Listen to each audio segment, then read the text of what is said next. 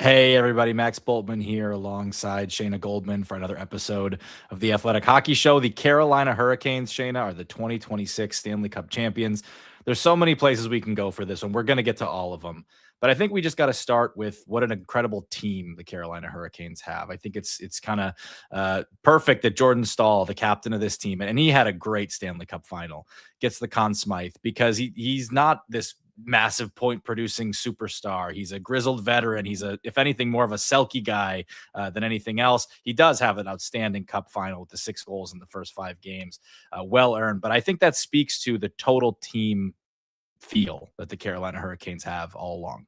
Yeah, it feels like up until that very last moment, we were going, okay, who could win the Conn Smythe? And you could talk yourself into it so many different ways, right? Like heading into the series, it felt like this is Taylor Hall's to lose. Okay, well, Logan Stankoven starts scoring goals. And now look at Jordan Staal. And it's exactly that. The way that it's like the passing of the baton throughout the entire team. Like this is such a complete effort down to the goaltending, which you literally never see happen. So really, really impressive by the Canes. Total complete effort. And that's a good thing, right?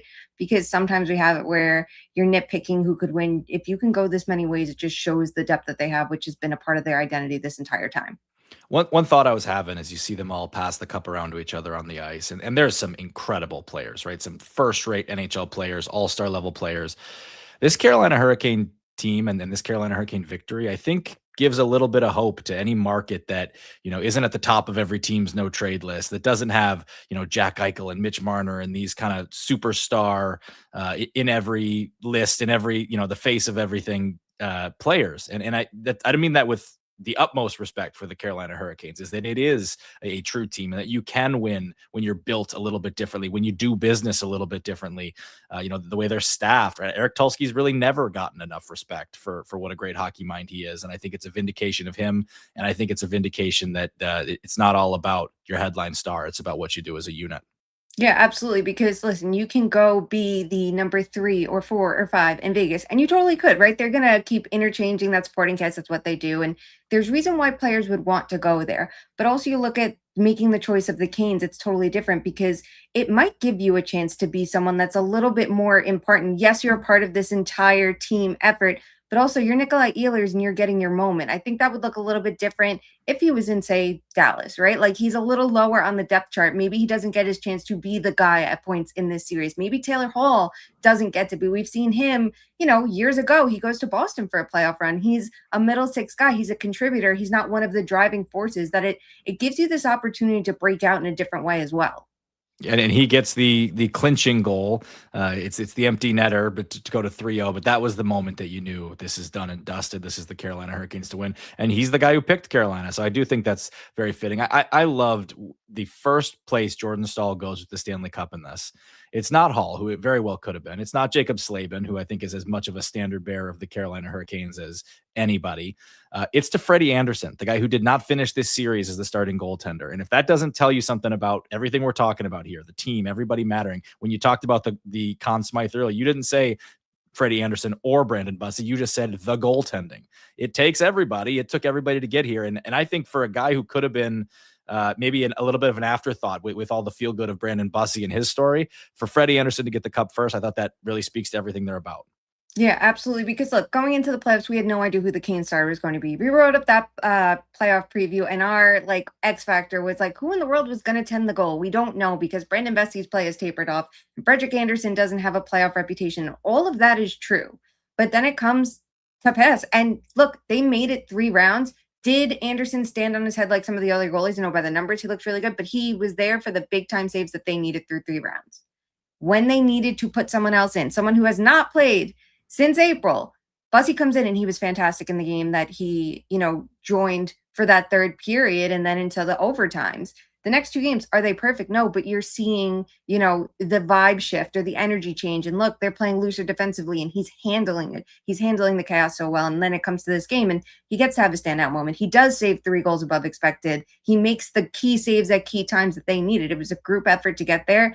And it'll be interesting to see what teams take away from this too. Like, what are they going to learn from it? Because you could look at it and say, look at what you can have. You can have players who, set a new tone for themselves, like I think Andersen did in the Eastern Conference Final, and how quickly you can forget that narrative, right? But you could also learn from it too of, do you need elite goaltending? I know that conversation's already coming up. And when you look at the Andersen and Bussi of it all, it's like, well, are you built like Carolina? Do you have that stout defense? Because I don't know if you're getting away with that, but maybe you do have to know at what's the right moment to switch your goalies around. Like, when's the right moment to stay with someone, or maybe who's best in a series, right? Anderson's style of play, how does it complement certain, the Canes against certain opponents, and how does Bussi work in certain situations here? I just think it's all interesting. And the fact that he got the cup second, I think it really just kind of brings it all home of just how important he was to all of this too. And it's so easy to forget because his series wasn't perfect here. Yeah, no, totally. And a lot of the things you just said, especially with how you manage that situation, comes to coaching. And, Rod Brind'Amour has gotten his flowers. If there is a superstar in this Carolina Hurricanes franchise, it's the guy behind the bench. It's Rod Brind'Amour. He's kind of the face of it all. And he's obviously fingerprints all over everything we're talking about here. The culture at Carolina, that to me is Rod Brind'Amour.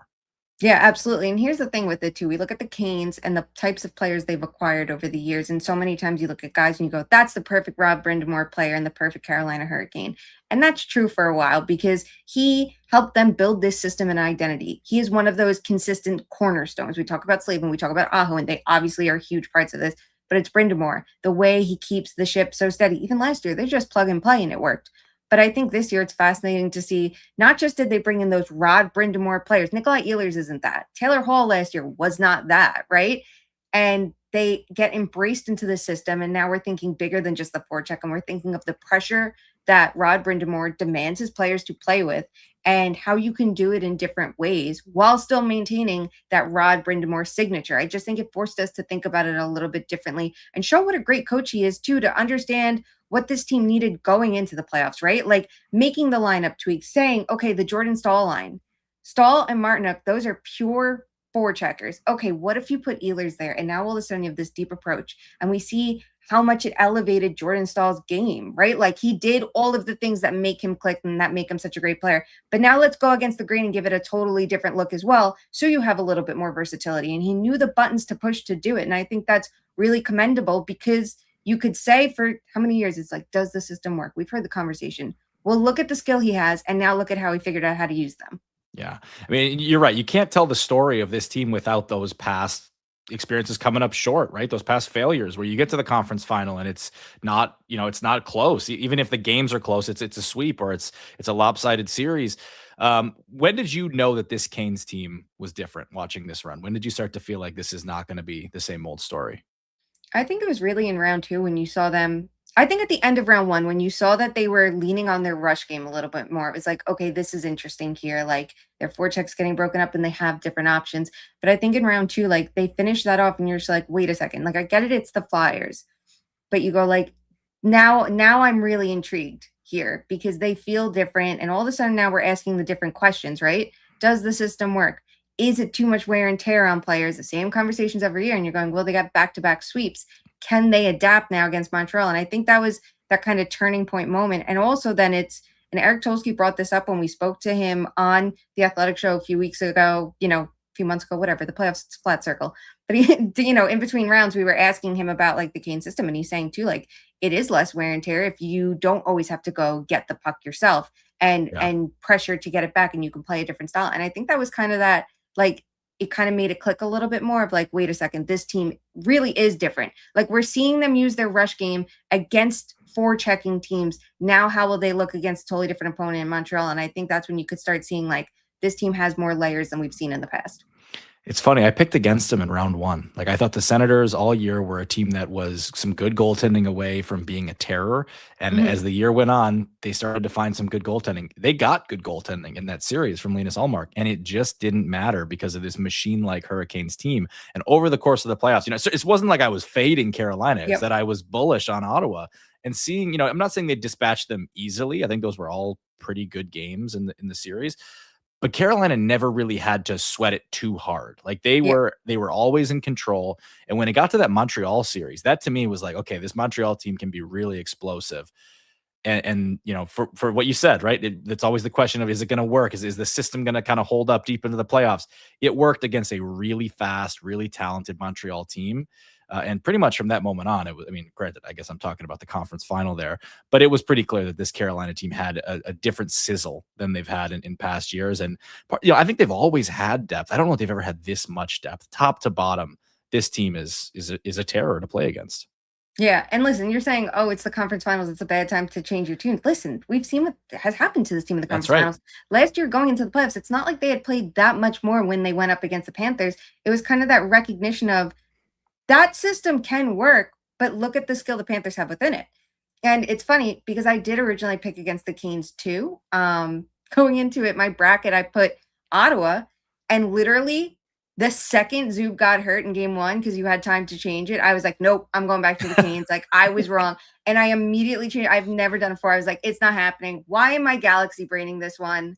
Like, the Canes have something, but I didn't think they were going to go this deep either, because it just felt like other teams were getting hot at the right times. And it's like, maybe they'll be able to pick apart the Canes. But I think the Canes surprised us because they literally won games in different ways. Like, we're watching them too. It's like they weren't dominating on the score sheet, right? And we've seen this happen before. Like, look how good the Canes are, but it doesn't Yeah. matter. In this series, look how good the Canes are for 20 minutes. And then Vegas flips the script so well. But I think when they got up to that Montreal series, we saw them actually like blow the doors off for a game. And it's like, okay, so it happened to you once. Now you're back to these like close knit games. And then all of a sudden they start running away with it. And you're like, so you can win games in that way. And I think that was a good sign for them as well.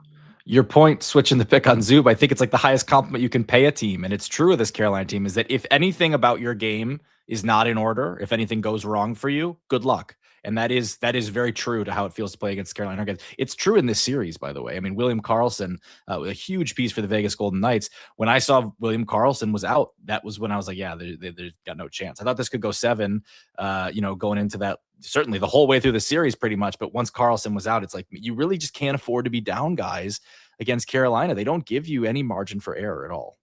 Yeah, no. And like, it's tough to be like, oh, you could have won the cup if you had one guy. It's like, well, it's not that, because it's the ripple effect, right? Like, we already know Jack Eichel is playing at such a high level, but not at the level that they needed, not MVP caliber that we've seen him play at this very level before and at points this season. And not only that, your center comes out of the line and you have the option of, do you go Mitch Marner back to center, which he did well at, but he obviously popped off when they put him back at the wing, and having Karlsson be a center was a difference too. Or Brett Howden, who technically is a natural center, right? Like, this is someone like I watched up close for years, trying to figure out, like, could he be this guy? Because there was so much hype around him from the junior level, from the leadership of it all. And it was so much around, like, this is a great center. And then now he's not even play center.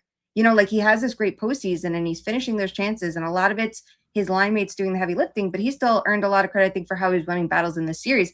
But here he is back at center. And I think it was very clearly like his worst game of the series. And it's not like they've played with Karlsson all year. It makes it even tougher, right? Like, they should have been a little more adaptable to Karlsson being out. They had to deal with it earlier this postseason. But like you said, Carolina doesn't give you that inch to breathe. And I think especially last game, the way we saw them finally take over, win a second period, hold it for 60 minutes and play that way, it was like, that's a really poor position for Vegas to be.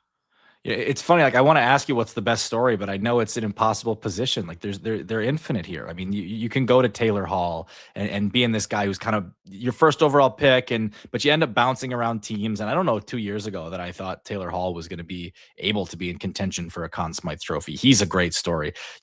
Slavin, I think, and he becomes the second American ever with Ken Morrow in 1980 to win both an Olympic gold medal and the Stanley Cup in the same season. But Jacob Slavin forever had this kind of underrated label. Nobody's underrating Jacob Slavin anymore, right? At this point, you got Stankoven, you got Blake. I think you got the front office in this conversation and the non-traditional approach, and it works. Shane Gostisbehere is another guy who I think people have questioned at various times of like, can this guy be a true winning player for you? Brindamore getting over the hump, right, as a coach. Like, they're infinite. Is there anything? Bussi, of course. I mean, that's on waivers, claimed in October, and now he's the guy leading you to a shutout in the clinching game of the Stanley Cup Final. Is there any of these that's really resonating with you as just in the first few minutes here after this happens? Okay, it's hard to pick, but I'm going to cheat a little. I'm going to go the management route. Eric Tolsky is a nerd, right? Like, this is a different general manager who comes in and has worked his way into being a hockey man with all the experience he has with the Hurricanes. And he's someone that, like, when you see the moves he makes, some of us look at it and go, okay, that's a risk. That's interesting. Like, that's an interesting bet. And it's the early contracts, right? Like, Jackson Blake got extended early. Yeah. Logan Stankoven, to acquire him in the first place, to go for Mikko Rantanen, it doesn't work. And then to make a second move in one season, and everyone immediately counts them out. They bring in Logan Stankoven. They get him to play center, right? Like, they work with him this summer to make sure he's prepared for it. They signed him early to this extension. And as the year went on, you're seeing him get more and more comfortable with it. It's all different risks that he's taking. You're buying into someone like K'Andre Miller, who has all of the raw skill in the world, but you have seen multiple coaches in New York not figure out how to challenge it in the right way. And they bring him to Carolina knowing he will work in the system and they will get the best out of him. And look what happens. Someone like Ehlers, right? You could say, why go for that rush-based talent? It didn't work out with Natchez. They chose not to sell low on Natchez, to keep him, to orchestrate this whole thing, and then knew they could add someone with that kind of skill set and it would all work out.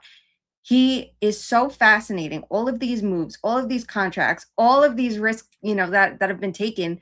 I'm so curious if other teams take note and go, look at having that thinker as your general manager and what can happen, right? Like, will we see others take note? And I'm not saying don't have former players in general manager roles, but like, will we see more of these, analytical, data-driven perspectives in AGM roles to have a greater say, or more teams going for that in their general managing roles? And then you have the former players as the AGM. So you still have that, widespread thought process. You look at it with the Canes and how involved Rob Brindamore is and everything. And you look at the front office, they have, former players as well. So that's kind of my takeaway, because when you want to talk about this series, it's knowing to bet on Brandon Bussi, like, okay, none of us saw this one coming. It's knowing to bet on Taylor Hall and knowing he could have this resurgence, and betting on Blake and Stankoven and having these incredible contracts that, a lot of the times you see teams win and you go, how much more can they do this? We know costs are going to rise. We know that every player who just won just went up in cap space and their next ask is going to be huge. So many players are locked in place already. It was done preemptively without knowing necessarily this is what the result was going to be this year. And they're a contender with a ton of cap space and a ton of flexibility to keep this window open in the long term. Yeah, and to your point, Drew Livingston had a great post earlier. No one with a cap hit of 10 million or more for the Canes. I mean, 9.75, you're knocking on the door there. But increasingly, as we get into this higher cap world, 10's not such a big number anymore, and they're still all under it. It kind of leads me to the next place I want to go here, which is like, there's really not a lot of attrition on the docket for the Carolina Hurricanes this summer. I mean, Freddie Andersen, Nick Delorier, and Mike Riley are the UFAs. I think Bussi and Kochetkov seems like you could go forward with them as your 1-2 if you wanted to, if Andersen wanted to move on and chase a, maybe more premium role. But you could certainly bring him back too. You got the space to do it. Like, can this Carolina team, are you going to put them as your favorite to begin next year? I definitely think they're going to be up there as a favorite in the East. And we're going to have to see how all the other chips fall, because there's so many teams that are right there that could be in the mix. But like, to me, they are locked in as a contender in the long run, right? Because they're so different from other teams where it's like you can have the roster, but you don't know how those buttons are going to get pressed. You don't know how it's all going to work out. You could look at any contender around the league and maybe you could pull the Panthers out of it and say Paul Maurice is going to be safe for years, rightfully so. We're talking about John Cooper. We don't know. You know what I mean? Like, I get he wins coach of the year this year, but there's conversations about guys like him and Bednar. You literally do not know who is going to be coaching teams ever in the NHL. With the Canes, it's not just who's coaching the team. This is the foundation. Like, it's not just a system. It's an identity. It is up and down the lineup and everything that you could look at this roster and see how many players are locked in. And yes, they're going to need tweaks over the years, right? Like, Jordan Staal is 37 years old. Jordan Martinook is 33 years old. And Slavin's 32. So you're eventually going to want to have people that can like take over the heavy lifting, and obviously having Miller and Chatfield, that helps. But you know what I mean? Like, you're going to want to keep that going. But to know that foundation that you have of now young core talent and the coaching and the system and the identity. Oh, and the system and the identity can actually be adaptable now and can be broader than we ever thought. Like, to me, that is so sustainable. The contracts in Stankoven and Blake are just ridiculous. I mean, it's ridiculous. That second line could have, a lot of people made this joke on Twitter, like, you just give it to the whole second line. It's true. I mean, Hall, Stankoven, Blake was like, just no matter what happened, you could bank on those guys. And it was true tonight, and it was true throughout the playoffs. And those two, Stankoven and Blake, are locked in at unbelievable numbers for years to come. Let's shift gears and talk about Vegas now, because Vegas, I think, had a fantastic run here too. And you come 2 games short of winning the ultimate prize. It's brutal. It's difficult, but I think Vegas outperformed, especially if you look back to like the first week of April, Shayna, and you're making the coaching change and you're bringing in John Tortorella. Like, Vegas accomplished a ton to get here. And we'll talk about what they have ahead and some of the tough decisions here. But this was still a really impressive run from the Golden Knights, and they run out of steam. I think how much they asked of Carter Hart in the playoffs was always going to be an issue with how little he played in the regular season. And Tortorella really bristled. So, I guess he's standing by that one, right? And I understand that there's a psychological element to that. But it did feel like, and I don't think he had a terrible game 6 or anything like that, but it did feel like he ran out of steam a little bit. And then obviously the Carlson injury as well. Yeah, I think Hart's play really slipped between like games 2, 3, 4, 5. And it showed just how much work, like the heavy lifting that the defense did in front of him for so much of this postseason too. And, even when he was making saves in some of these games, he looked shaky, or you could see it like he's allowing these goals on, 3 straight goals on 3 straight shots. And the rest of the game, he doesn't look settled. So that was part of it. And I think too, it's true. We think of Vegas as these constant contenders because they have been, right? Yep. Like they get the big name players. But it shows when they made that coaching change. I looked at it like you're buying time. You are buying time and hoping that a change in voice and not tactics is going to be enough. You're going to have someone that can come in and make your tweaks. And it bought them time. Yes, they had an easier path. They had inexperienced teams. And so many times this postseason, they look like the more experienced team in those situations that they knew how to flip momentum, even in this series. What they did was impressive to get this far. No one saw, to come out of the Pacific Division after this year and all the ups and downs that they've had. Yeah, what they did was great until it wasn't. Yep. It's going to be tougher for them to build off of it because of the cap concerns. There's so many moving parts to this now, right? Adin Hill's contract is, he's the guy who led them to their last Stanley Cup very early in that deal at over $6 million AAV. Rasmus Andersen, a guy who they traded for, they made a big move for. I think we all thought they were going to find a way to keep Rasmus Andersen. I don't know that Rasmus Andersen's playoffs make him a guy that this extremely cutthroat Vegas team looks at and says, this is the guy we can't afford to let walk. And with Vegas, you're always looking at two things. Who are they going to go out and add? And who are they going to be willing to cut bait on to make it happen? And both of those are massive questions here as the offseason begins for them. Yeah, I feel like they sunk the cost into Andersen. They're going to keep him. But the inconsistencies, it's not just year to year within the season alone. And his postseason wasn't great. And it's like they get him. He struggles at first. Okay, it took longer than you would have expected for him to find his footing than he does. And then it starts slipping up when it matters the most. And, this is someone that if he were to hit July 1st tomorrow, if he hits July 1st, he's making money. I don't care Absolutely. how poor his postseason was. Like right-handed defenseman in this league, he's hard-nosed and he does a little bit of everything. And I understand Vegas saying, we know how to get the best out of him. We did at times, and it'll be a longer process. And sure, it's just going to be like, what do the dollars and cents work out? Can they get him below that $8 million mark? I think it's going to be huge here because the term and that money could be a problem just because he's so much more difficult to project his outcome when we don't know what he's going to be on a nightly basis. So then it's going to be who would be the cut. And obviously it's, Hill is up there, and that's a tough one to move this early. He only has a modified no trade, so that's going to benefit Vegas here. I'm also not convinced that he might not still be their best goalie, by the way. It was a tough year. I'm not either. I've seen it from him. We know goalies can really oscillate year to year what it looks like. It wouldn't shock me if they did trade him. It wouldn't shock me if he was right back to being a 915 goalie next year. And it wouldn't shock me if they kept him and he was a 915 goalie next year on like 40 starts. Yeah, I will be really curious where he goes. Does he go to a contender and keep up this level? Because if he goes to another team, I'm not so sure he can. But yeah, that's going to be a tough one. And then it's who else goes. If they want a Stanley Cup and you're saying, here's a player with a shiny new ring, I think it's easier to shed space, but they always manage. They do. It's interesting that it's always a big part of the conversation. Two guys who are not going anywhere, Mitch Marner and Jack Eichel. And I honestly, I think both had outstanding playoffs. I know that the 2 goals for Eichel throughout the playoffs was a source of frustration. None more frustrating than the 2-on-0 that goes off the crossbar of the post, him and Stone tonight. That's obviously a big one. Marner, I saw the people on Twitter talking about Marner, no points the last 2 games of this series as they get eliminated. I can't do it. I can't knock Mitch Marner. I think he had a great playoffs. No, he didn't do it in the final 2 games here. We talked about some of the line factors to it. I really think he still had a great playoff, but those 2 guys are always in the spotlight. And when you are the stars, we talked about the Carolina end of this, right? It's, when you're the kind of the ultimate team, we can overlook, I don't think really we ever killed Sebastian Aho on this show, even though he had a fairly quiet goal scoring playoff, right? But Jack Eichel is Jack Eichel and Mitch Marner's Mitch Marner. There's just more spotlight that comes with those guys.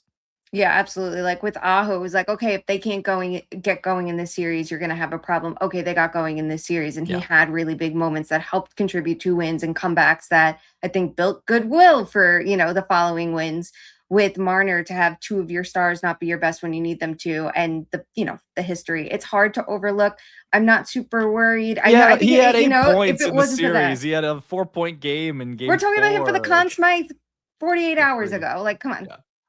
No, totally. I get it, and I think certainly some of that is driven by narratives from people like us and Toronto fans reacting to them. Right, we were giving Mitch Marner all kinds of flowers throughout the playoffs, and I think Toronto fans were ready for it to stop. Obviously, it has stopped, but I do have to tip my hat to him. I thought he answered a lot of questions in these playoffs, even if in the end he doesn't get a Stanley Cup. Yeah, absolutely. I mean, he was the guy. He was the guy at center. He was the guy at wing. He did it on both ends of the ice. He did it in the big moments. Yes, he should have done it here. It didn't happen. But like, I if he didn't have the Toronto history, this isn't a conversation. And I get why it should be. If he was bad all postseason long, it's one thing. But like, he carried the load for so long. It's the polar opposite of the Canes, right? Everyone else carried the load, so Aho didn't have to. Then they needed Yep. Aho too, and he stepped up, right? Mitch Marner did it for so long. Someone else should have stepped up. Yeah.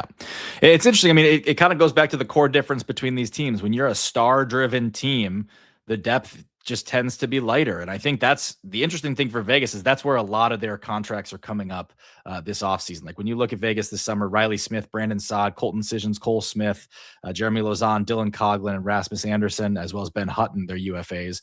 There's some guys who were key players. I thought Coughlin probably did as much to improve his reputation as any player this postseason. Colton Sissons had some good games. Cole Smith had some really good games. But we'll see. Like to me, there's a lot of room for Vegas to retool the bottom six, and as much as goaltending is the spotlight of the difference in this series, I do think like the depth was the actual difference in these two teams. Yeah, because Vegas went into the series having three lines that clicked, and I feel like their fourth line didn't do as much. And it's the interchanging bunch of guys who has the better cast of it. And I didn't look at Carolina as a bunch of guys. You know what I mean? Yeah. Like if that makes any sense. I didn't feel that way at all. Like the bottom pair for Vegas, you're like, okay, who's playing tonight? And you don't expect them to step up, and they didn't. So I guess that's why you think of them that way versus like, look at this deep lineup. Look at these four lines. Look, it's such a complete team. Like we talked about the Stars a lot in this series. All right, here's the biggest free agent for Vegas, John Tortorella. You bringing him back? Does he want to come back? Right. I think that's part of the conversation. Does he want to come back? Because I really don't know the answer to that. I would take another year of John Tortorella if I'm Vegas. Why not? Look what he did in such a short time. And, is there more work to do? Absolutely. And I think that he could do it. Like, I think that he's demanding of his players, but who else are you going to hire at this point? No, it's true. And, that's a very good point. I mean, the market sorting itself out in this way does tend toward, you're the last team up. You probably should stick with what's working.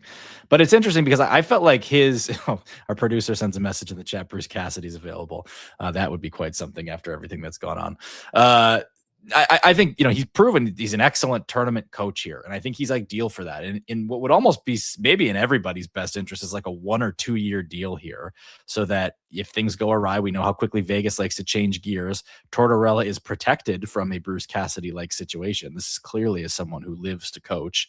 But it also gives him a little more time with this group. And I think he managed them exceptionally well throughout this whole thing. I mean, that was the way he came into this. He was talking like he wanted to be a guidance counselor. I think he pretty much was that. We saw some of the mic'd up moments of how he talked to his team and, the way he backed them. I think, that there was that viral exchange where he said the Hart question was the stupidest thing he'd ever heard. That's clearly he knows what he's doing there, right? And so I think the way he managed Vegas was excellent. We also know that there tends to be a shelf life for how long his style lasts. And I think that's increasingly true for like 98% of coaches in the National Hockey League. It's pretty much just John Cooper and Jared Bednar that it doesn't seem to go anywhere with. So I'm with you. Don't forget and Rod, of course. How could we forget the guy who's hoisting the Stanley Cup right coach now? There. That's right. And he could do it forever. I genuinely think he's a guy who you can't get sick of Rod Brind'Amour. I mean, no. Fourth person to be a coach and a captain to get in the Stanley Cup. I'd be curious to see how many of those were for the same team. That's a Dave McCarthy stat. Really good stuff. And obviously he should already be in the Hall, but this has to clinch it, right? Yeah. Yeah, he should definitely be in the Hall. Like he should be in the Hall as a player, and then as a separate, it should be a separate thing altogether. Totally. I mean, you should probably put him in twice, is what you're saying, right? Yeah, basically. Any final thoughts here? I mean, there's going to be so much more to unpack as the Seans get to this later in the week, but anything else that I'm not teeing you up for that really stuck with you throughout this game or this series?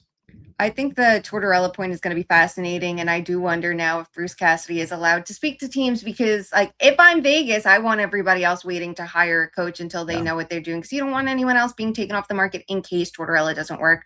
But I do think that he makes sense to stick around. Like, it's a veteran team. You see how well it works. Like, why not keep it going for a little bit longer? I think that one's really interesting. I'm also going to be curious to see, like, what happens.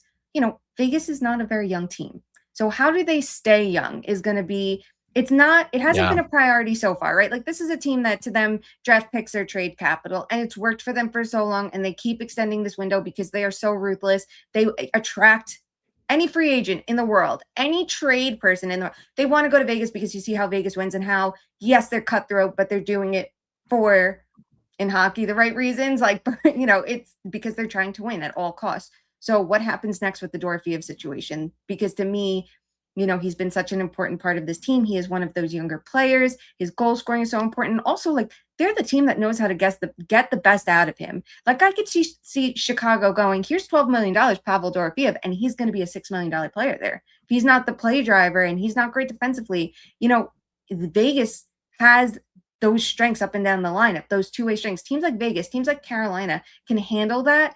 I don't know if anyone else can as well. I'm sure other contenders can, but anyone with cap space, I should say. So I'm going to be curious how they navigate that one as well, because we talk about Rasmus Andersen, but the Dorofeev one is going to be fascinating. The fact that his game went a little bit colder here in this final, I think, is part of the conversation, but we also look at it like last year, the conversation was, can he even play in the playoffs? And I think he answered that with flying colors this year.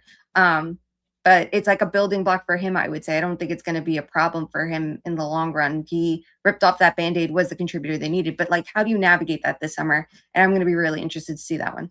So much more to look forward to, look ahead to this summer. And there'll be more to look back on. I'm sure the Seans are going to have that for you on Wednesday. Sean Gentili, McIndoe, and Frank Corrado. That is going to do it for us tonight. Thanks for staying up with us. And thanks for listening to this episode of the Athletic Hockey Show. We'll talk to you soon. Thanks for watching. Make sure to like and subscribe and ring the bell to stay informed and catch new episodes every Monday, Wednesday, Thursday, and Friday. And in the meantime, you can join our Discord community. We'll see you there.